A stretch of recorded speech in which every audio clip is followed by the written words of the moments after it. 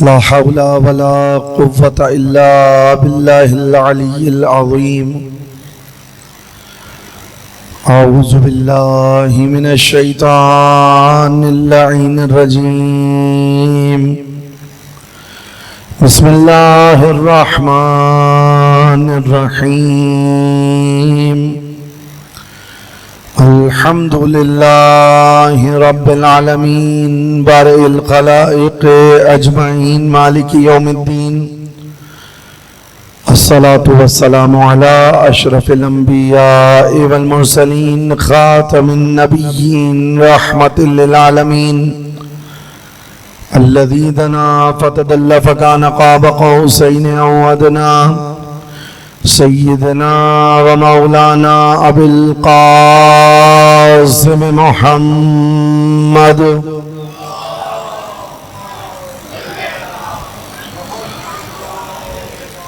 وأهل بيته الطيبين الطاهرين المعصومين المظلومين الذين أذهب الله عنهم الرجس وطهرهم تطهيرا.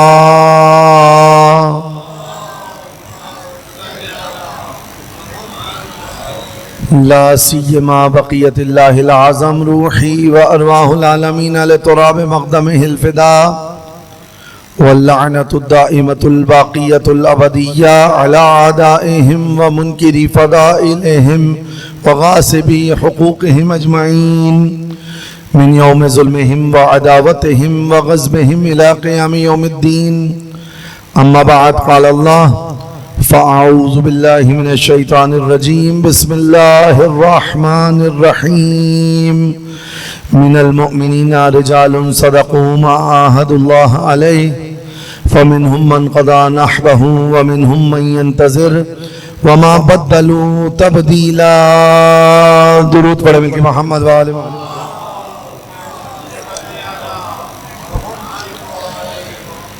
مومنین اکرام و ارباب اعزاء، کربلا اور امام زمان عجل اللہ تعالی فرجہ الشریف کے عنوان سے جس سلسلہ گفتگو کا آغاز کیا تھا، پروردگار عالم کے لطف و کرم سے ہم اپنے چوتھے مرحلے میں داخل ہو چکے ہیں.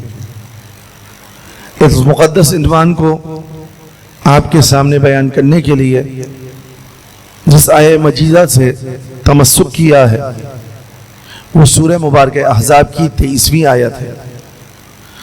پروردگار عالم اس آیہ مجیدہ میں ارشاد فرما رہا ہے من المؤمنین رجال صدقوا ما عاہدوا اللہ علیہ. مومنین میں سے کچھ مرد ایسے ہیں کہ جنہوں نے اپنے وعدے کو جو اللہ سے کیا تھا سچا کر دکھایا.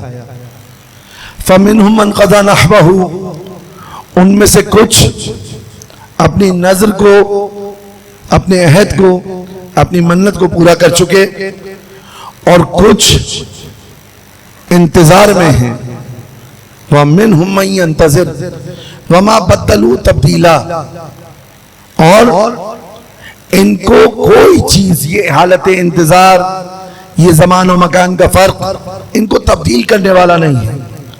بس وہ کربلا کا رشتہ جو امام زمان عجل اللہ تعالی فرجہ الشریف کے ساتھ جڑا ہے، یہ رشتہ جو اپنی گہرائی اور گہرائی کے ساتھ میرے اور آپ کے سامنے ہے، تو یہ ہمیں بتاتا ہے کہ امام زمان جب آئیں گے، جیسا کہ روایت میں وارد ہوا ہے، آپ رکن و مقام کے درمیان کعبے کی دیوار سے پشت لگا کر دنیا کو اپنی جانب جب متوجہ کریں گے، آیت قرآنی کی تلاوت کے بعد یہ فرماتے ہوئے نظر آئیں گے الا یا اہل العالم ان جدی الحسین قتلوہ عطشانا. میرے جد حسین ابن علی کو پیاسا شہید کیا گیا. یہ رب دیکھ رہے ہیں آپ امام زمان علیہ السلام کا اس واقعہ کربلا کے ساتھ. اور پھر ہم دعائے ندبہ میں جب پڑھتے ہیں، جس کو روز آپ کے سامنے بیان کیا جا رہا ہے، این التعلیم بدم المقتول بکربلا، کہاں ہے خون کربلا کا انتقام لینے والا. یعنی معلوم ہوا کہ گہرا ربط زمانے کے امام کا کربلا کے ساتھ ہے، اور وہ ربط وہی ہے کہ جو ربط کربلا کا امام حسین کے ساتھ تھا. یہ کربلا کے ساتھ ربط وہی ہے جو ربط کربلا کا امام حسن مجتبیٰ کے ساتھ تھا، اور یہ ربط کربلا کا وہی ربط ہے جو ربط کربلا کا امیر المومنین جناب زہرا اور رسول اللہ صلی اللہ علیہ وآلہ وسلم کے ساتھ تھا۔ مل کے صلوات پڑھتے محمد و آل محمد۔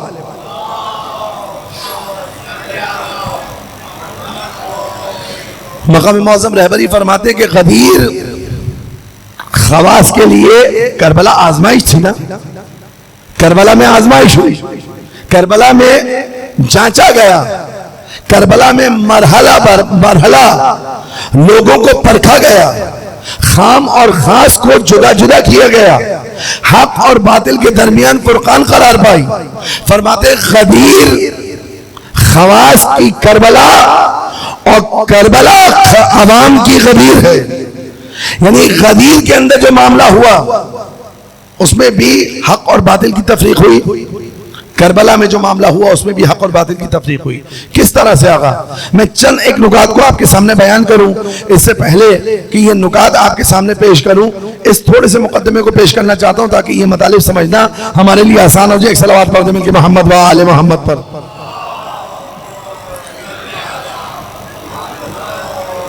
غدیر میں جب رسول اللہ صلی اللہ علیہ وآلہ وسلم پہنچے، کل یہیں پر آ کر بات رکی تھی اسی لیے یہاں سے شروع کر رہا ہوں۔ جب رسول اللہ صلی اللہ علیہ وآلہ وسلم پہنچے تو رسول نے غدیر کے اندر ایک قانون دیا تھا، اور وہ قانون یہ تھا کہ جو ولی خدا کو دوست رکھے گا خدا اس کو دوست رکھے گا، جو ولی خدا سے دشمنی رکھے گا خدا اس سے دشمنی رکھے گا، جو ولی خدا کی نصرت کرے گا خدا اس کی نصرت کرے گا، اور جو ولی خدا کو چھوڑے گا خدا اس کو رسوا کرے گا۔ گو کہ رسول اللہ صلی اللہ علیہ وآلہ وسلم کی یہ دعائیہ کلمات تھے، لیکن دراصل رسول اللہ صلی اللہ علیہ وآلہ وسلم ایک قانون دے رہے تھے کہ دیکھو اگر تم ولی خدا کے ساتھ رہو گے تو دنیا اور آخرت تمہاری ہے، اگر تم ولی خدا سے دور جاؤ گے تو ظاہری اعتبار سے کچھ عرصے کے لیے تمہاری زندگی پرتعیش ہوگی، مگر اتنی الجھنوں میں مبتلا ہوگے نہ دنیا کے رہو گے نہ آخرت کے رہو گے۔ اگر تم ولی خدا کی نصرت کے لیے ایک قدم اٹھاؤ گے تو خداوند متعال تمہاری عظمت میں، تمہارے رعب و دبدبے میں، تمہاری ہیبت میں اضافہ کرے گا، اور اگر تم ولی خدا سے اپنے دامن کو بچاؤ گے تو سب کچھ ہوتے ہوئے خدا تمہیں ذلیل و رسوا کر دے گا۔ یہ آج کی اس دنیا میں ہمیں بہت اچھی طرح سے سمجھ میں آ رہا ہے۔ کیا نہیں تھا اسرائیل کے پاس، کیا نہیں ہے امریکہ کے پاس، سب کچھ ہوتے ہوئے آج انہی کے ملک میں انہی کے پرچم کو جلایا جا رہا ہے۔ یعنی تم اتنی طاقت نہیں رکھتے کہ اپنی عوام کو سمجھا پاؤ، اپنی عوام کو سنبھال پاؤ، جیب رسد کے تم دنیا کے لوگوں کو سنبھال پاؤ گے۔ تمہارے دعوے کھوکھلے ہو رہے ہیں نا، یہ ولی خدا سے دوری کا نتیجہ ہے آقا۔ اور جہاں ولی خدا کی محبت قدم بھرا گیا دنیا نے پابندیاں لگانا چاہیے، دنیا نے رکاوٹیں کھڑی کرنا چاہیے، کچھ ہوا، کچھ نقصان ہو گیا، کچھ خسارہ ہو گیا۔ کیا خسارہ ہوا؟ دو کی جگہ ایک روٹی کھانے لگے، ہم سے زیادہ پرتعیش زندگی گزاری جا رہی ہے۔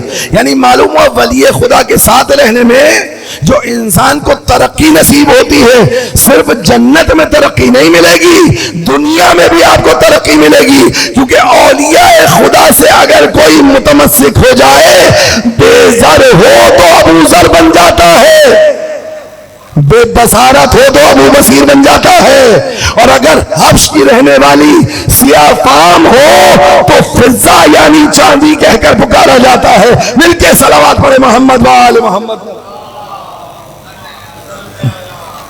ایک درود اور بھیجیے مل کے محمد و آل محمد۔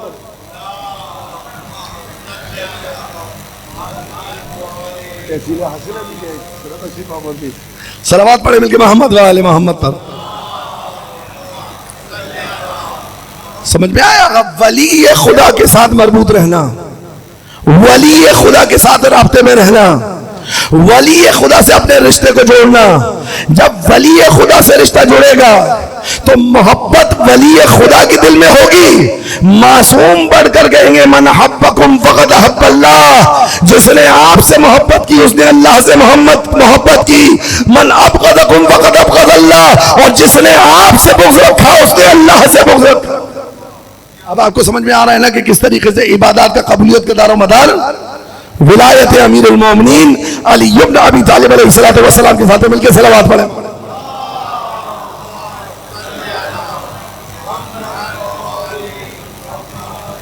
ایک صاحب کے سامنے اتفاقاً یہی مسجد تھی. ہم امیر المومنین علیہ السلام کی ولایت کے حوالے سے گفتگو کر رہے تھے. اتفاقاً کہہ رہا ہوں کہ یہی مسجد تھی, ایصال ثواب کی مجلس تھی, اس میں امیر المومنین کی ولایت کے حوالے سے تذکرہ ہو رہا تھا. امیر المومنین کی ولایت کو بیان کر کے ہم ممبر سے اترے. ایک انجان سا آدمی میرے پاس آیا, آ کر کہنے لگا یہ جو آپ نے اتنی ادلہ دی, اتنی دلیلیں دی, اتنی باتیں بیان کی, آپ کی زبان میں زیادہ اثر ہے یا رسول اللہ کی زبان میں زیادہ اثر تھا؟ مقایسہ دیکھ رہے ہیں آپ, سوال دیکھ رہے ہیں. معذرت کے ساتھ اگر آداب ممبر ملوز خاطر نہ ہوتے تو اس سوال کو میں خاص عنوان دیتا. آپ کی زبان میں زیادہ اثر ہے. یہ جو آپ بتا رہے ہیں اگر ایسا ہی ہے کہ رسول اللہ نے ذوالعشیرہ میں بھی علی کی ولایت کا اعلان کیا, رسول اللہ نے تبوک کے موقع پر بھی علی کی نیابت کا اعلان کیا, رسول اللہ نے غدیر میں بھی علی کی ولایت کا اعلان کیا, اگر ان ساری باتوں میں صداقت ہے, اب آپ سوال سے سمجھ پا رہے ہوں گے کہ آیا کہاں سے تھا سوال کرنے. سوال سے سمجھ پا رہے ہیں نا, آیا کہاں سے ہے سوال کرنے. کہا کہ اگر اس میں صداقت پائی جاتی ہے تو یہ بتائیے کہ کیا اثر نہیں تھا زبان میں. تو میں نے کہا کہ آپ ان باتوں کو چھوڑیے, اس کو تو مانتے ہیں رسول نے کئی مرتبہ کہا کہ لا الہ الا اللہ کہو فلا پا جاؤ گے. بھئی علی کی ولایت کو ابھی تھوڑی دیر کے لیے چھوڑ دیجئے, آپ یہ بتائیے کہ رسول نے لا الہ الا اللہ کا پیغام پہنچایا. اچھا چلے لا الہ الا اللہ کا پیغام بھی ایک طرف رکھیے, رسول نے نماز پڑھنے کا حکم دیا, رسول نے روزہ رکھنے کا حکم دیا, رسول نے جہاد کرنے کا حکم دیا, رسول نے جہاد میں پامردی کا حکم دیا, رسول اللہ صلی اللہ علیہ وآلہ وسلم نے انفاق کا حکم دیا. کہاں یہ سارے احکام دیے. تو میں نے کہا بتائیے اگر اثر تھا تو وہ مسلمان جو نماز نہیں پڑھ رہا کیا اس تک اثر نہیں پہنچ رہا؟ بھئی آپ ولایت پر تو اعتراض کر رہے ہیں کہ رسول اللہ صلی اللہ علیہ وآلہ وسلم کی زبان میں اثر تھا. اگر کہا تھا تو لوگوں نے کیوں نہیں مانا؟ مل کے صلوات پڑھ دیں محمد وآل محمد پر. آ جائیے.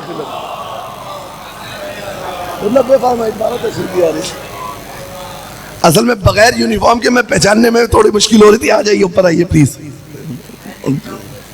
بسم اللہ بسم اللہ, لطف کنیں. ایک صلوات اور پڑھیں مل کے محمد وآل محمد پر.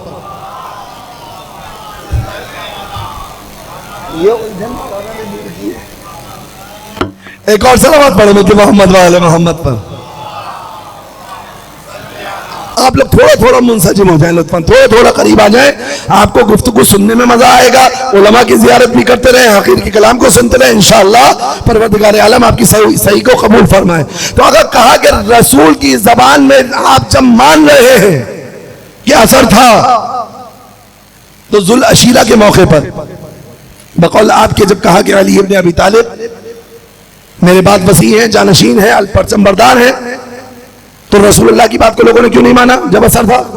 میں نے کہا بابا علی کی ولایت کو تو چھوڑیے, نماز تو رسول نے کہی ہے نا, آپ سے بھی کہی ہے, ہم سے بھی کہی ہے. صلو کما رأیتمونی اصلی, ویسے پڑھو جیسے مجھے پڑھتے ہوئے دیکھا ہے. اب کتنوں نے دیکھا ہے؟ ہم نے ان دیکھے ہوں پر اعتبار کیا جو رسول کو بھی دیکھتے تھے اور اس کی رسالت کو بھی دیکھتے تھے. ہم نے ان پر اعتبار کیا جو رسول کو بھی دیکھتے تھے, اس کی رسالت کو بھی دیکھتے تھے. مجھے نہیں پتا آپ جہاں سے سوال لے کر آئے ہم نے کس پر اعتبار کیا. اب نماز تمام امت مسلمہ پر فرض ہو گئی, کتنے لوگ پڑھتے ہیں؟ اس کو رسالت معاب کی زبان کا اثر نہ ہونا کہیں گے؟ چہرے پر پریشانی کیا اثر ہے؟ میں نے کہا جو مسلمان روزہ نہیں رکھتے اس کو رسالت معاب کی زبان کا اثر نہ ہونا نعوذ باللہ کہیں گے. مزید پریشانی بڑھی. کہا نہیں جناب بے عمل ہے. میں نے کہا جس طرح سے وہ اس معاملے میں بے عمل ہے اس طرح سے بہت سارے لوگ علی کی ولایت کے معاملے میں بے عمل ہیں. علی ابن ابی طالب علیہ السلام کی ولایت کے معاملے میں بے عمل ہے. آپ دیکھ رہے ہیں کس طریقے کے شبہات آتے ہیں. ولایت امیر المومنین علیہ السلام کے لیے. اور یہ واقعاً اتنا اہم امر ہے کہ رسول اللہ اس سے پہلے کہ دعوت ذوالعشیرہ میں اپنے مدعا کو سامنے رکھے, اپنے مطلب کو سامنے رکھیں, اپنی بات کو سامنے رکھیں. بھائی رسول اللہ صلی اللہ علیہ وآلہ وسلم کس لیے آئے تھے؟ خداوند متعال کی وحدانیت کو منوانے کے لیے نا. اب دعوت ذوالعشیرہ کا انعقاد کیا گیا, لوگوں کو دعوت دی گئی, لوگ آ کر جمع ہوئے, رسول نے دسترخوان بچھوایا, لوگوں نے غزہ تناول کی, ایک اعلان کیا کہ اگر تم میری تصدیق کرو گے تو میرے بعد میری تصدیق کرنے والا, میری تائید کرنے والا میرا جانشین ہوگا, میرا پرچم بردار ہوگا اور میرا وسیع ہوگا. دروازہ کھول دیا نا رسول اللہ نے. دروازہ کھول کر رسول اللہ صلی اللہ علیہ وآلہ وسلم نے بتایا, کیونکہ علم رسالت میں تھا کہ علی ابن ابی طالب کے سوا کوئی اور تائید کرنے والا نہیں ہوگا, کوئی اور تائید کرنے والا نہیں ہوگا. اب یہاں پر امیر المومنین علیہ السلام نے رسول اللہ صلی اللہ علیہ وآلہ وسلم کا کہا کہ میں گواہی دیتا ہوں آپ اللہ کے رسول ہیں. آپ کے ذہن میں ہے کہ رسول اللہ نے امیر المومنین علیہ السلام کی گردن کی پشت پر ہاتھ رکھا اور کہا ھذا وصی و خلیفتی و صاحب لوائی, یہی میرا وصی ہے, یہی میرا جانشین ہے اور یہی میرا پرچم بردار ہے. توجہ ہے نا آقا. اب اگر دست ادب جوڑ کر رسول اللہ صلی اللہ علیہ وآلہ وسلم سے سوال کروں, یا رسول اللہ پہلا مرحلہ تو لا الہ الا اللہ پہنچانے کا تھا, پھر مرحلہ محمد الرسول اللہ پہنچانے کا تھا, پھر مرحلہ علی ولی اللہ تک آنا تھا. ابھی تو یہ آپ کی رسالت کو تسلیم نہیں کر رہے, ابھی تو یہ بت پرستی نہیں چھوڑ رہے, آپ ان کو فوراً علی کی ولایت پر لے کر آ رہے. ابھی تو بت پرستی نہیں چھوڑی ہے, ابھی بت سجے ہوئے ہیں دلوں میں بھی گھروں میں بھی, ابھی ہر جگہ بت نظر آ رہے ہیں. یہ آپ اس وقت علی کی ولایت بتا رہے ہیں جب نہیں جواب آئے کہ ان کے بتوں کو توڑنا ہے, اسی لیے بت شکن کا تعارف کروایا جا رہا ہے, اسی لیے بت شکن کا تعارف کرایا جا رہا ہے. تو یا رسول اللہ ابھی تو آپ کی رسالت کو بھی نہیں مانتے, ابھی تو لا الہ الا اللہ کا پیغام ان کے کانوں سے حلق تک نہیں آیا جو میرے سب کے دل میں اترے. ابھی تو معاملہ یہاں ہے. تو اگر کیوں ولایت علی ابن ابی طالب علیہ السلام کو اس موقع پر بیان کیا جا رہا ہے؟ روایات ہیں, روایات کہ جب خدا مند متعال نے انوار کو, مخلوقات کو, ارواح کو خلق کیا, ان کے سامنے ولایت کو پیش کیا گیا.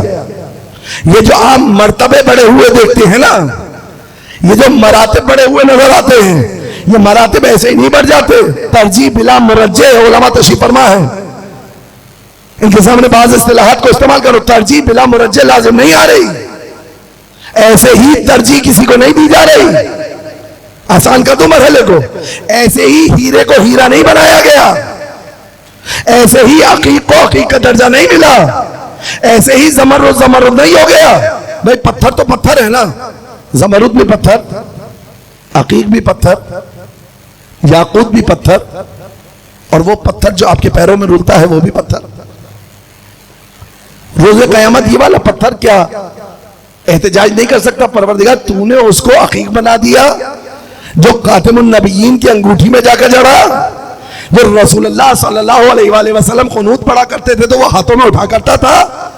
تو نے اس کو سنت بنا دیا پہننا, میں پیروں میں رولنے کے لیے رہ گیا.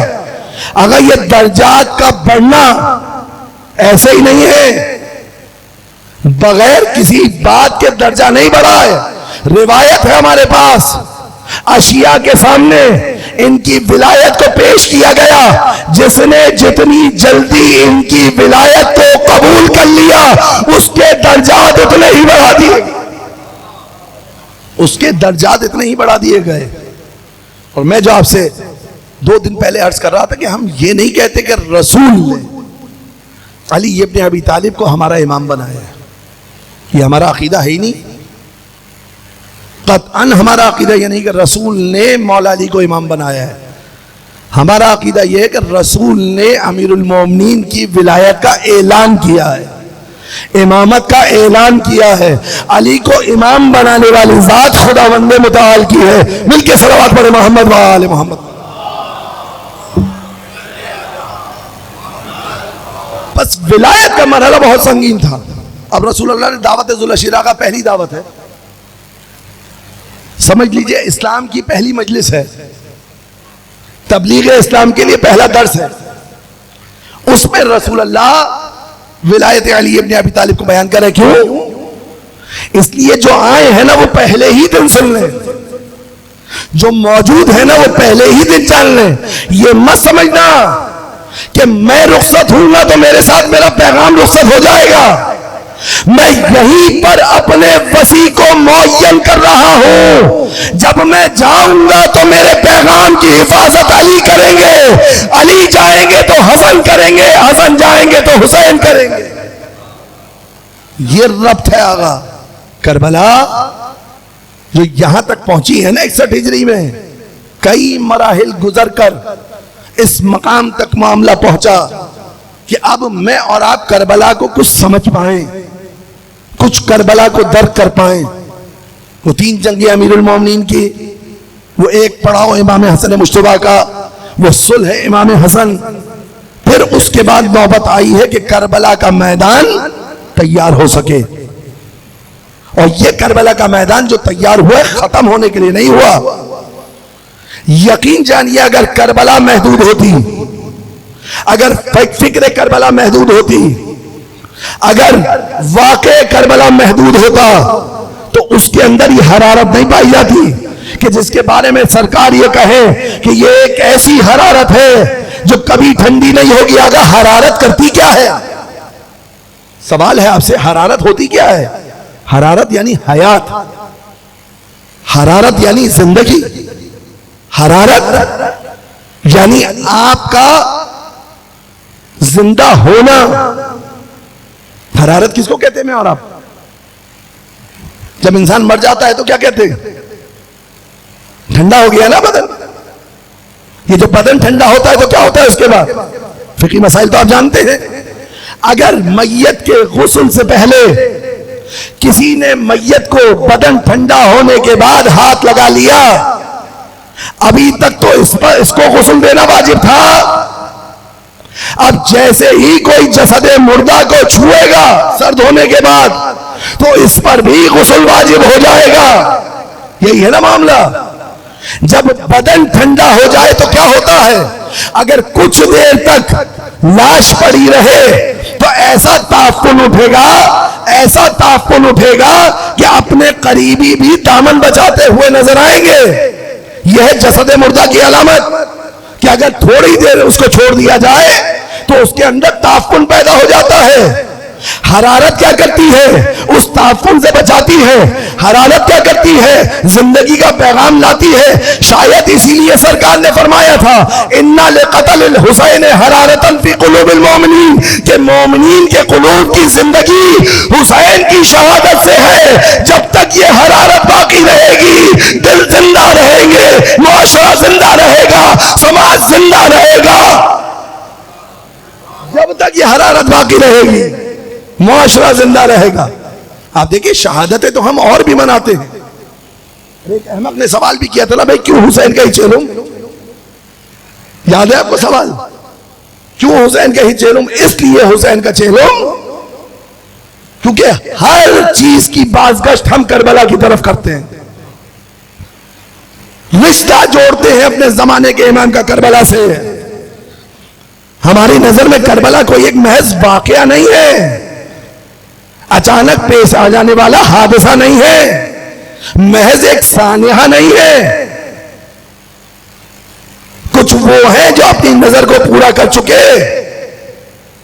فَمِنْهُمْ مَنْ قَضَى نَحْبَهُ وَمِنْهُمْ مَنْ يَنْتَظِرُ, کچھ حالت انتظار میں ہیں.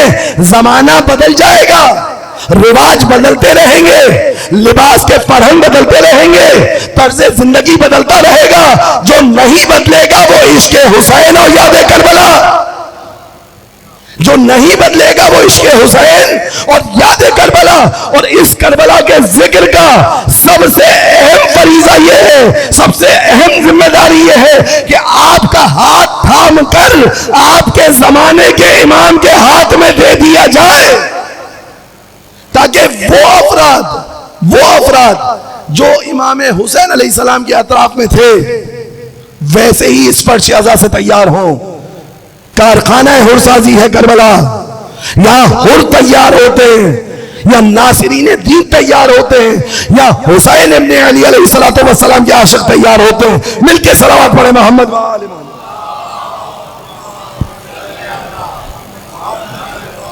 پوچھا تھا نا کہ کیا وجہ ہے, 14 معصومین علیہ السلام میں سے 13 کی سوگواری آپ کرتے ہیں. خداوند متعال زمانے کے امام کے ظہور میں تعجیل فرمائے اور ان کے ذریعے پرچم حق کا غلبہ فرمائے انشاءاللہ. آپ 13 معصومین کی عزاداری کرتے ہیں اور ان 13 میں سے 12 کی عزاداری ایک دن, 2 دن, چند دن, ہر سال ہلال محرم نمودار ہوتی ہے, آپ کے دل منقلب ہو جانا.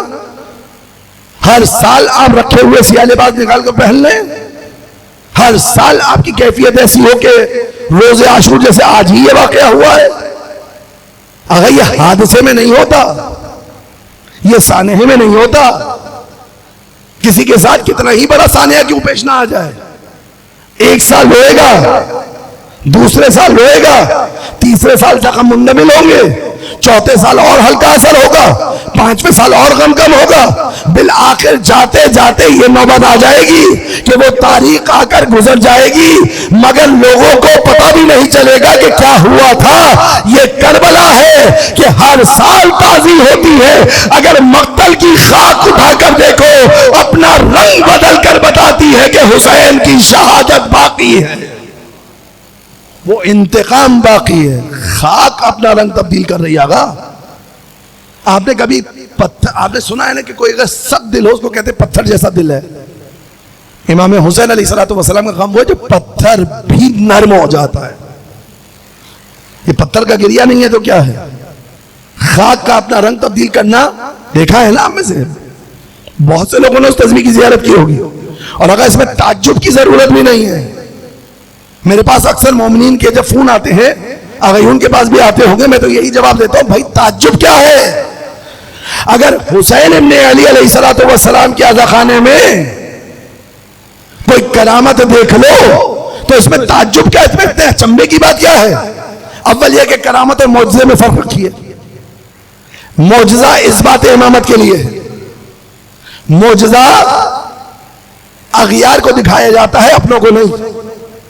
جو نہ مانے اس کو بتایا جاتا ہے. کم سے کم حد یہ ہے کہ جو نہ مانے اس کو دکھایا جائے گا کہ یہ اعجاز ہے, یہ معجزہ ہے. کرامت کہیں بھی ظاہر ہو سکتی ہے. تو اب کرامت میں کس قسم کا شبہ, اگر اس فرش کی خاک سے کسی کی بینائی واپس آ جائے کیسے شبہ, اگر اس فضا میں بیٹھ کر کسی کی صحت بحال ہو جائے کیسا شبہ, اگر اس دیوار سے ہاتھ مس کر کے انسان اپنے بدن پر لگائے اور شفایاب ہو جائے تو کیسی پریشانی. اگر یسبح للہ ما فی السماوات و ما فی الارض, ذرہ ذرہ اللہ کی تسبیح کر رہا ہے, اس پر تو یقین ہے نا تمام مسلمانوں کا. مگر کیا آپ دیوار کی تسبیح کو سن پا رہے ہیں, مگر کیا آپ فرش کی تسبیح کو سن پا رہے ہیں, مگر کیا آپ آسمان کی تسبیح کو سن پا رہے ہیں. آپ کے کانوں پر حجاب ہے نا, تسبیح تو ہو رہی ہے. اسی طرح ذرہ ذرہ حجت خدا کے غم میں غمگین ہے. کبھی آپ کو دکھائی دے جاتا ہے, کبھی آپ کی آنکھوں پر پردہ ہوتا ہے. اس میں تعجب کیسا ہوگا, کیا تعجب کی بات کیا ہے اس میں. پریشان نہ ہوا کریں, خصوصاً جوانان اس سوشل میڈیا کے دور میں. پریشانی کی کوئی ضرورت نہیں. کرامات ظاہر ہو سکتی ہیں, ہوتی ہیں, علماء شاہد ہیں, واقعات بھرے پڑے ہیں. امام خمینی نے وصیت کی تھی اپنے فرزند کو, اے میرے لال کبھی اولیاء خدا کی کرامات کو رد نہ کرنا. اتنے روشن فکر نہ بنے کہ میں اور آپ کرامات کا انکار کر بیٹھے. نہیں, کرامات ہیں. اس فرش کی سے بڑھ کر کرامت اور کیا ہوگی آغا. 10 منٹ کے لیے ایک جوان کو آپ ذرا تنہائی میں بٹھا کر دیجئے, گھر والوں کے ساتھ بیٹھا ہوگا, موبائل ہاتھ میں ہوگا, عزیز و اقارب کے ساتھ بیٹھا ہوگا، ہاتھ میں موبائل ہوگا. ابھی یہاں جتنے افراد بیٹھے ہیں میری نگاہیں جہاں تک جا رہی ہیں کسی کے ہاتھ میں موبائل نہیں دیکھ رہا. اس دور کی اس سے بڑھ کر اور کون سی کرامت ہوگی؟ بھئی اس دور کی یہ امام حسین کے ذکر کا جذبہ ہے نا، یہ امام حسین کے ذکر کا جذبہ ہے. یہ امام حسین آپ کو جذب کر رہے ہیں، ورنہ اس حقیر کی بات کیا، اس کے اندر ربط کیا، اس کے اندر اثر کیا؟ یہ امام حسین کا ذکر ہے نا آپ کو کھینچ رہا ہے. یہ اہل بیت کا ذکر ہے جو آپ کو گھروں سے اٹھا کر لے کر آتا ہے، جو آپ کو آرام دہ ماحول سے نکلنا سکھاتا ہے. اور بتاؤں عزاداری آپ کو کیسے امام زمان تک پہنچائے گی.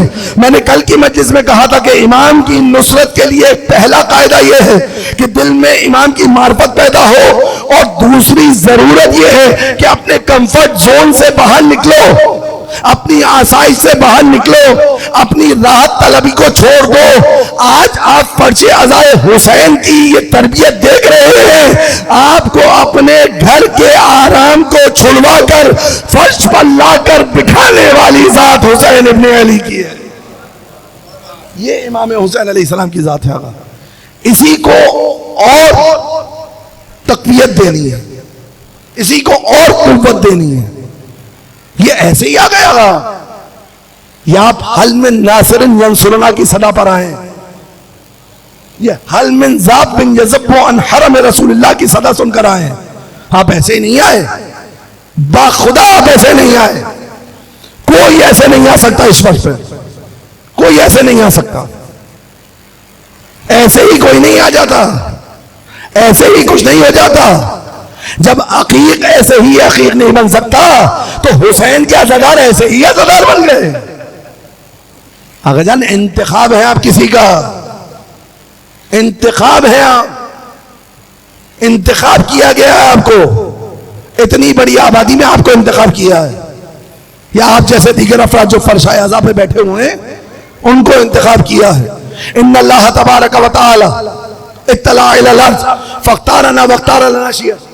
اللہ تبارک و تعالیٰ نے جب نظر کی زمین پر، نظر کرم کی زمین پر، مولا علی فرماتے ہمیں منتخب کیا. کس کو منتخب کیا؟ اللہ نے ہمیں منتخب کیا. فاختار لنا شیعہ، ہمارے لیے ہمارے شیعوں کو منتخب کیا. یعنی اللہ کا انتخاب یا وہ ہے یا ان کے شیعہ ہیں. یہ ایسے ہی آپ نہیں آ گیا گا، آپ کو لایا گیا ہے.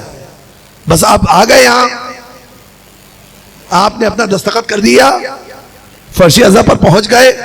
اب آزمائش کا اگلا مرحلہ، اب آزمائش کا اگلا مرحلہ، اب یہاں سے معاملہ اور آگے بڑھے گا. رکے گا تو نہیں. کل آ کر بات جس منزل پر رکی تھی کہ امام حسین علیہ السلام نے کربلا میں کیسے کیسے لوگوں کو پہنچایا گا، کیسے کیسے لوگوں کو جمع کیا. لہجہ بدل دوں، امام حسین نے کربلا میں کیسے کیسے لوگ جمع کیے. لہجے سے فرق ہو گیا نا آگا بات کا. سید الشہداء کا انتخاب دیکھیے آپ. شب عاشور جو چراغ بجھایا ہے، یہ آخری امتحان تھا. شب عاشور جو مولا نے چراغ بجھایا ہے، امام حسین جانتے ہیں، امام حسین کو معلوم ہے کون ساتھ دے گا. یہ جو بیٹھے وفادار ہیں، کل کو کوئی نہ لکھتا نہ کہتا گویا. چہرہ دیکھ کر شرما رہے ہو، چراغ بجھا دیتے. تان و تن سے ڈر رہے ہو، ہمارے اہل بیت میں سے کسی کو لے جاؤ. اتمام حجت دیکھ رہے ہیں ہم. آخری حد، آخری حد جنت کی شوق میں حسین کے ساتھ آئے ہو. حسین جنت کی ضمانت دے رہا ہے، جنت کی ضمانت مل گئی. تان سے بچنے کا سلیقہ بتا دیا، شرمندگی سے بچنے کا طریقہ بتا دیا. لیکن چاہیے کیسے تھے امام حسین کو کہ جو شرمندگی سے بچنے کی خاطر امام حسین کا ساتھ نہ دیں. امام حسن کا بیان کیا تھا نا، 5 قسم کے گروہ تھے. تدبیر دیجئے یہاں پر. ایک گروہ کون سا تھا؟ جو بزدل تھا. ایک گروہ کون سا تھا؟ جو مال غنیمت کی لالچ میں آیا تھا. ایک گروہ کون سا تھا؟ جو دارالخلافہ کے منتقلی کی وجہ سے آیا تھا. ایک گروہ کون سا تھا؟ جن کو امام حسن سے محبت نہیں تھی بلکہ حاکم سے لڑنا تھا ان کو. ایک گروہ خالی شیعوں کا تھا. جب امام حسن نے نخیلہ میں پڑاؤ ڈالا تھا، امام حسن میں رب بتا رہا ہوں آپ کو، امام حسن اور امام حسین کی جنگوں میں رب کیا ہے؟ یہی رب، یہی رب، یہی تغربل، یہی چھنائی، یہی کھرے اور کھوٹے کو الگ الگ کرنا، یہی سونے اور خام کو الگ الگ کرنا، یہ آج بھی جاری ہے تاکہ میں اور آپ اپنے زمانے کے امام کے لیے تیار ہو جائے.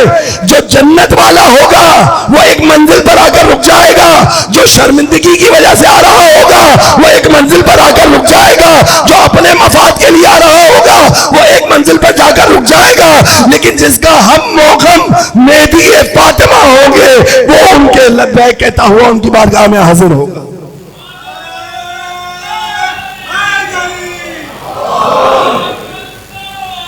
اللہم صلی علی محمد و آل محمد. ایک بیدار صلوات پڑھے محمد و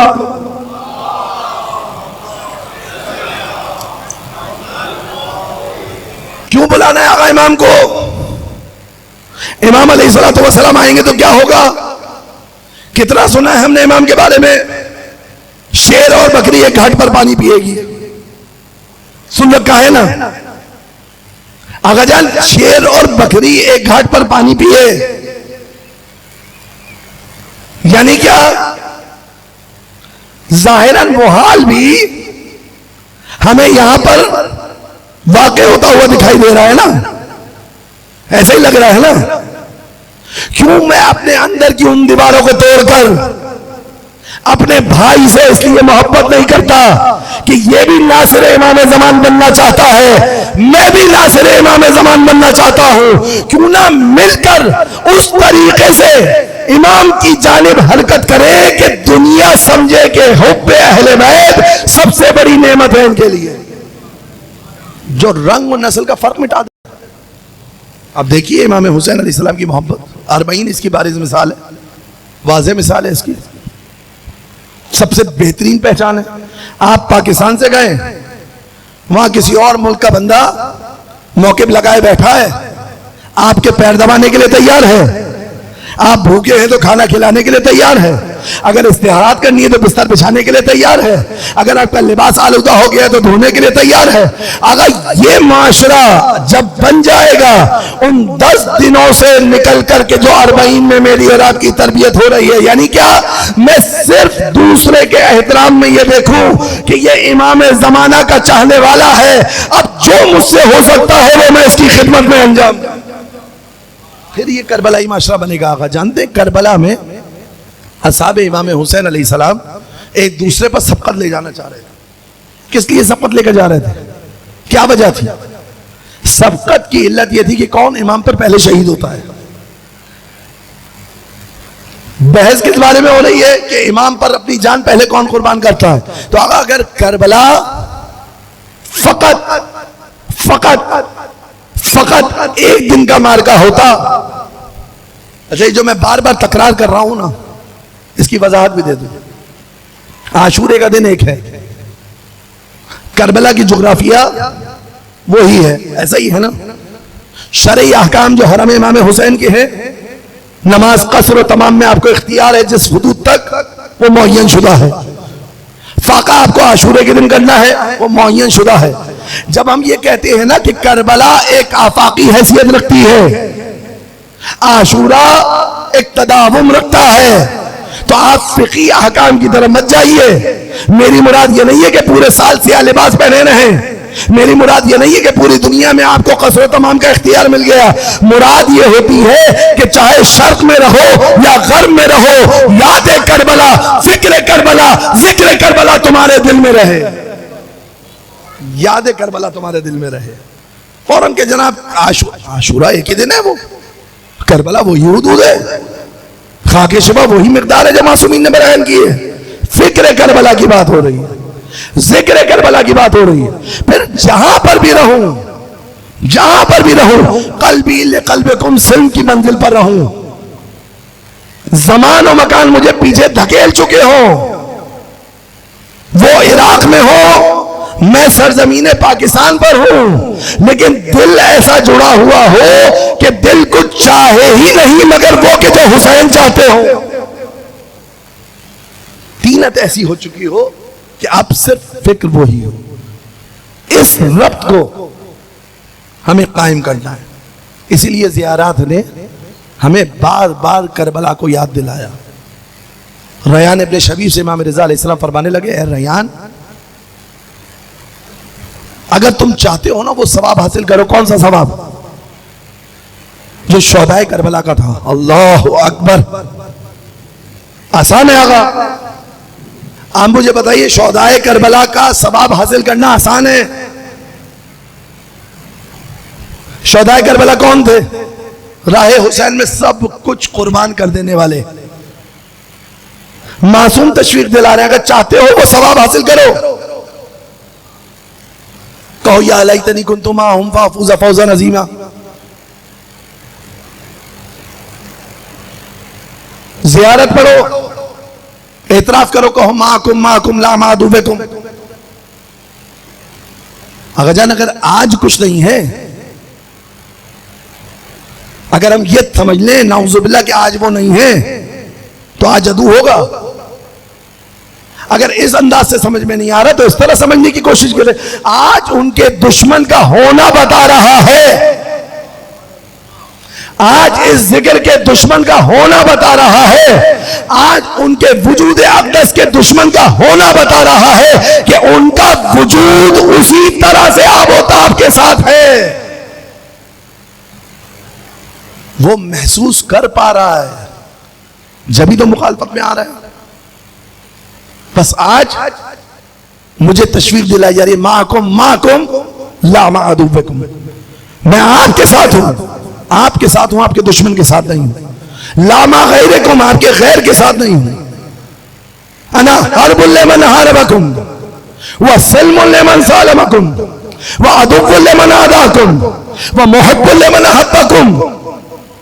جس کی آپ سے جنگ ہے اس سے میری جنگ ہے، تھی نہیں. جس کی آپ سے دوستی ہے اس سے میری دوستی ہے. ان تمام مطالب کی طرف دیکھ کر مجھے سمجھ میں آتا ہے کہ ہم اپنے زمانے کے امام کے لیے اس وفاداری کو مانگیں کہ اگر چراغ بجھا دیا جائے، سارے بہانے پیش کر دیے جائیں، سارے وسائل دے دیے جائیں، صرف یہ کہا جائے حجت خدا سے دور ہو جاؤ، اتنی طاقت آ جائے کہ سب کو ٹھوکر پر رکھے، حجت خدا کے قدموں میں خود گر جائے. یہ کربلا سکھاتی ہے. یہ کربلا کا رابطہ ہے امام زمان کے ساتھ. اصحاب امام حسین کے لیے سارے مواقع فراہم تھے. لاغا امام نے چھوڑا ہی کیا؟ جنت چاہیے دلوا دوں گا. لوگوں کے تانوں سے پریشان ہو رہے ہو، تمہیں ایک عذر بنا کے دے رہا ہوں. مجھے دیکھ کر گھبرا رہے ہو، شرمندہ ہو رہے ہو، اندھیرا کر کے بہانہ دے رہا ہوں، چراغ بجھائے دے رہا ہوں. جاؤ. امام حسین کے اصحاب نے کیا کہا؟ مولا سب کچھ ہم آپ پر قربان کرتے ہیں، ہمارا ہم و غم یہ ہے کہ آپ کے قدموں میں قربان ہو، آپ کے ہم رکاب رہیں.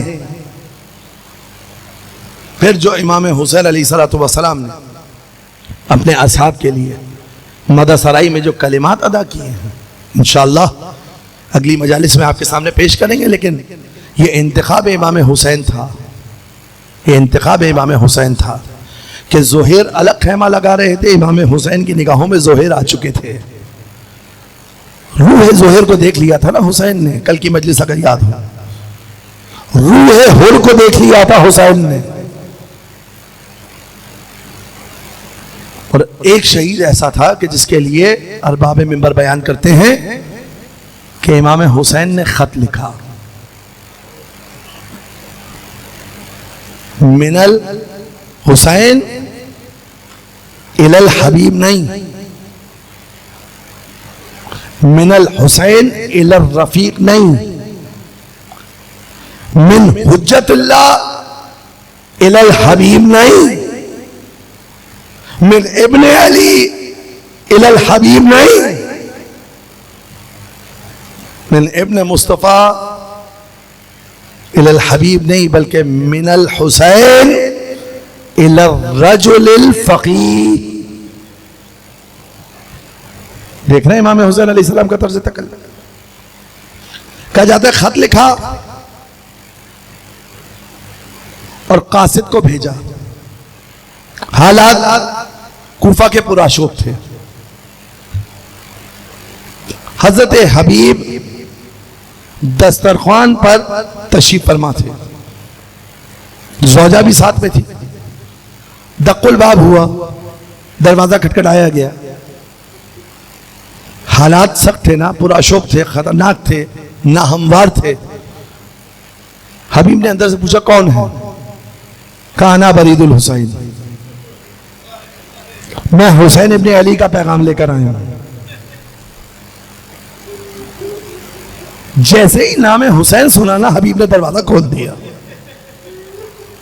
کوئی اور سوال نہیں کیا۔ خط کو ہاتھ میں لیا، کبھی آنکھوں سے لگایا، کبھی سینے سے لگایا، کبھی رخساروں سے لگایا۔ اب جب متن پڑھا تو متن اس طرح سے بیان کیا جاتا ہے کہ ہم کربلا پہنچ چکے ہیں، اشقیاء نے ہمیں گھیرا ہوا ہے، آل محمد کی خواتین بھی ہمارے ساتھ ہیں۔ حبیب اگر نصرت کر سکو تو ہماری نصرت کے لیے آ جاؤ۔ حبیب کی آنکھوں میں آنسو آ گئے۔ زوجہ نے پوچھا حبیب کیا ہوا؟ کہا آقا اور مولا حسین کا خط آیا ہے، میرے آقا حسین کا خط آیا ہے۔ ایک مرتبہ زوجہ نے پوچھا کیا لکھا ہے؟ کہا خط میں لکھتے ہیں کہ ہمیں اشقیاء نے گھیر لیا ہے، علی و فاطمہ کی بیٹیاں ہمارے ساتھ ہیں، حبیب ہماری نصرت کے لیے کوئی نہیں آ رہا، اگر تم آ سکتے ہو تو آ جاؤ۔ کہا حبیب کیا سوچا؟ کہا سوچتا ہوں میرے بعد تیرا کیا ہوگا۔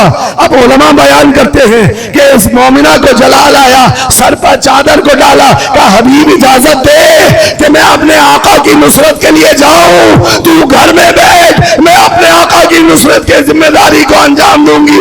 ایک مرتبہ حبیب سمجھ گئے، کہنے لگے مومنہ بس تیرا امتحان لے رہا تھا کہ میرے بعد تیرے ایمان کا عالم کیا ہوگا، میرے بعد جب تو میرا سر نوکے نیزہ پر دیکھے گی تو گویا تیرا ایمان کس مقام پر ہوگا۔ اب مجھے اطمینان ہے۔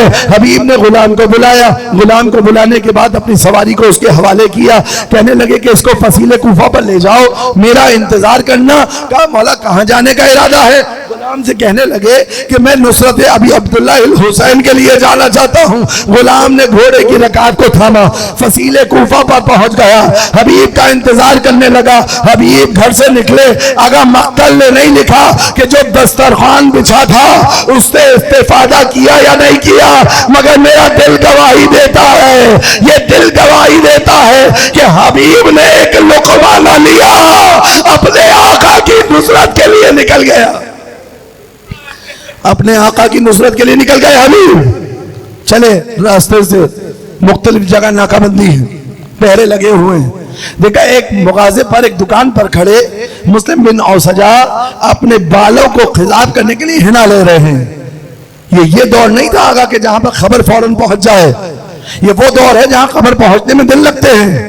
ابھی تو ان کے ذہن میں کہ حسین کوفہ کی طرف آ رہے ہیں، مگر اچانک خبر ملی کہ حسین کربلا میں نرغہ آدھا میں گھرے ہوئے ہیں۔ اب جب مسلم کا ہاتھ تھام کر گنال لے جا کر ابن اوسجا کو حضرت حبیب نے بتایا، اے مسلم میرا آقا کربلا پہنچ گیا، میرا آقا وعدہ پہنچ گیا۔ اے مسلم ستم یہ ہے کہ علی و فاطمہ کی بیٹیاں بھی ساتھ ہیں، اور جانتے ہو کیا ہوا؟ یہاں پر رسالے بھیجے جا رہے ہیں، لشکر کے لشکر بھیجے جا رہے ہیں، مگر ہائے غربت حسین، مجھے خط لکھ کر بلوایا ہے۔ ایک مرتبہ ہاتھ سے ہنا چھوٹ گئی، کہا میں بھی آتا ہوں، تم بھی آقا کی نصرت کے لیے چلو۔ اب جب حبیب فصیل کوفہ پر پہنچے نا تو تھوڑی دیر ہو گئی تھی۔ حبیب نے کیا دیکھا کہ ان کا گھوڑا اپنی ٹاپوں کو بے قراری سے زمین پر مار رہا ہے، اپنی گردن کو بے تابی سے ہلا رہا رہا ہے اور غلام نے اپنے دونوں ہاتھ گھوڑے کے گلے میں حمائل کیے ہوئے ہیں اور کہہ رہا ہے کہ اے اسب باوفا کچھ دیر انتظار کر، کچھ دیر انتظار کر، اگر میرا آقا نہ آیا تو فرزند زہرا کی نصرت کے لیے تجھے لے کر جاؤں گا۔